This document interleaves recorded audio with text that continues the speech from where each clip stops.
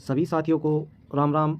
जिन सभी साथियों ने CPLO का जो एग्ज़ाम दिया था उसको लेकर आज थोड़ा विचार विमर्श करेंगे, उसका विश्लेषण करने की कोशिश करेंगे कि क्या कुछ रहा, क्या सरकार द्वारा हमारे साथ किया गया, उसके बारे में हम फुल डिटेल देखेंगे। कहाँ से अप्लाई हुआ एंड कहाँ पे जाके किया इन्होंने, और अंडर प्रोसेस है उसका क्या मतलब है, बच्चों के साथ इतना बड़ा धोखा कैसे कर दिया। तो सभी बातों को देखेंगे और क्या क्या इनमें हुआ हमारे साथ में उसका थोड़ा विश्लेषण करेंगे। जिस भी किसी साथी को अगर कोई डाउट हो या किसी जगह अपने विचार हों तो वो हमें कमेंट बॉक्स में बता सकता है। तो दोस्तों आज बात करेंगे CPLO creed Haryana local panchayat operator के बारे में। कैसे कब फॉर्म अप्लाई हुए, कैसे क्या फ़ीस रही, क्या एग्ज़ाम थे, इनकी कौन कौन से एग्ज़ाम कंडक्ट करवाए इन्होंने, आंसर की का क्या मसला था, result, merit list, cut off, क्या क्या थी बातें सारी की सारी। तो सबसे पहले हम यहाँ से शुरू करते हैं हरियाणा लोकल पंचायत ऑपरेटर। शुरू से अंत तक का सफ़र क्या था इनका।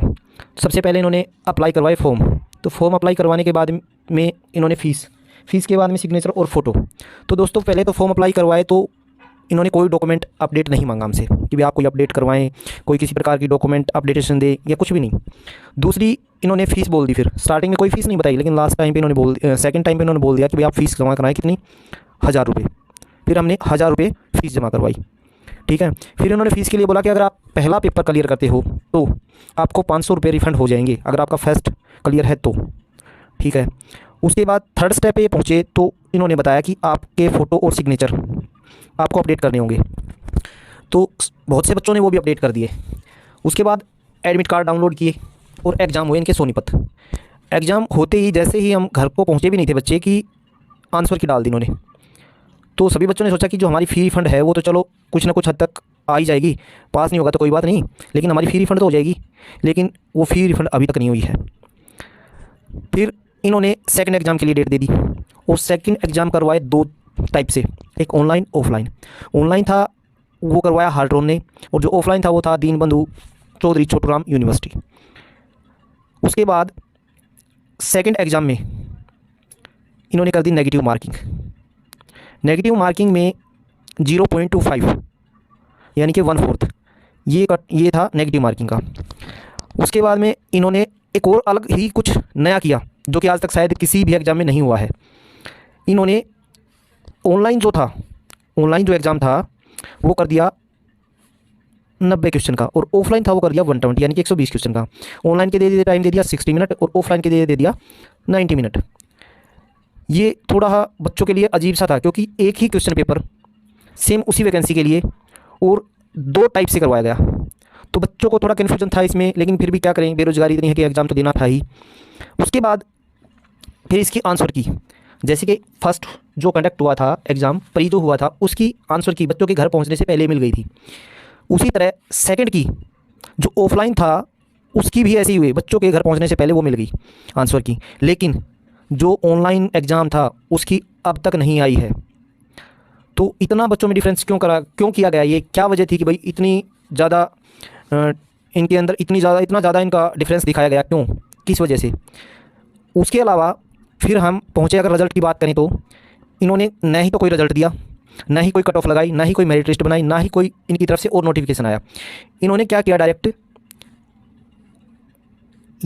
डाल दी ऑफर लेटर वाली लिस्ट। ऑफर लिस्ट भी नहीं डाली, वो ऑफर लेटर है ना वो प्रोवाइड करवा दिए।